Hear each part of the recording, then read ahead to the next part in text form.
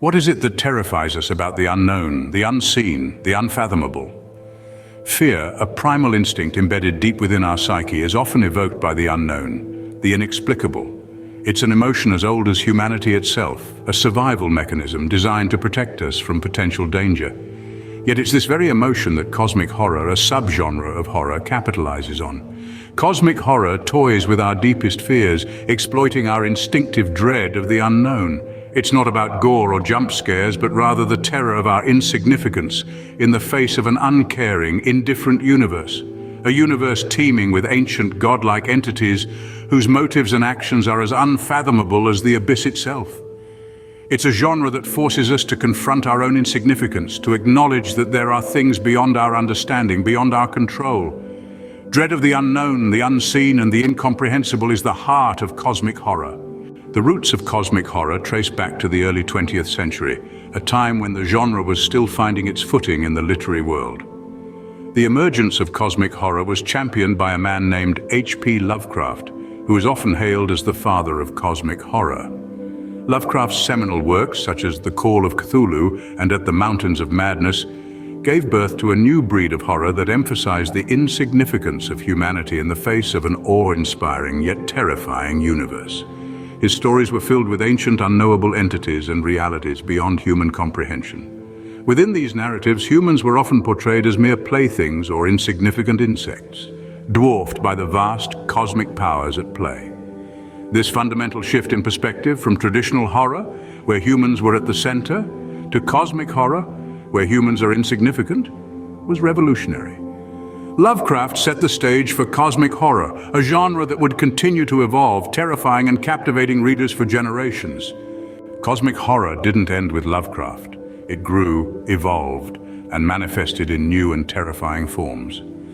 As we ventured deeper into the 20th century, cosmic horror twisted and morphed, taking on new shapes through the minds of gifted authors and filmmakers. Let's take a moment to appreciate the contributions of Stephen King, a titan in the realm of horror.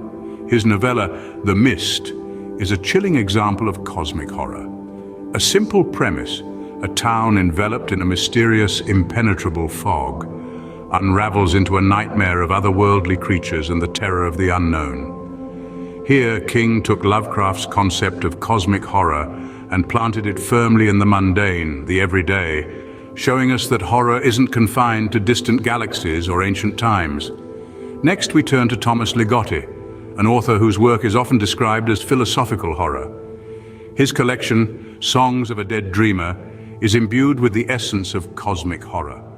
Ligotti's stories delve into the abstract, the subconscious, exploring the existential dread that comes from contemplating the vastness of the universe and our insignificance within it. He redefined cosmic horror, taking the genre into the realm of the psychological and the metaphysical. Then there's John Carpenter, a filmmaker who brought cosmic horror to the silver screen with his film, The Thing. In this frozen wasteland, an alien entity capable of imitating any living creature perfectly stokes paranoia and fear among a group of isolated researchers.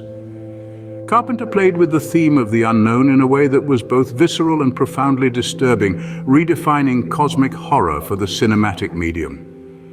These authors, filmmakers, and their works have continued to push the boundaries of cosmic horror, taking us into the deepest, darkest corners of the universe and our own minds. They've shown us that cosmic horror isn't just about monstrous entities from beyond the stars.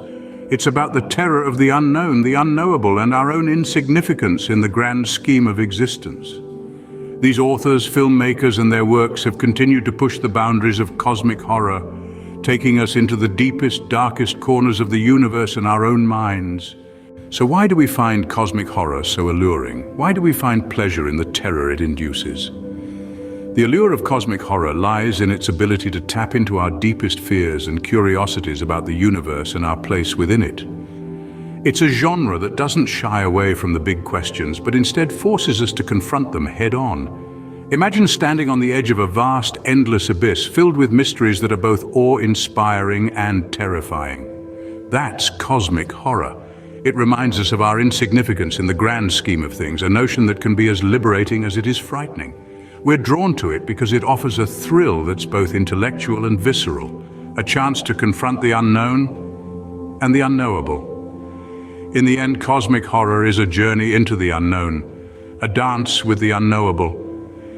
It's a genre that dares to look into the abyss and ask, what if the abyss looks back?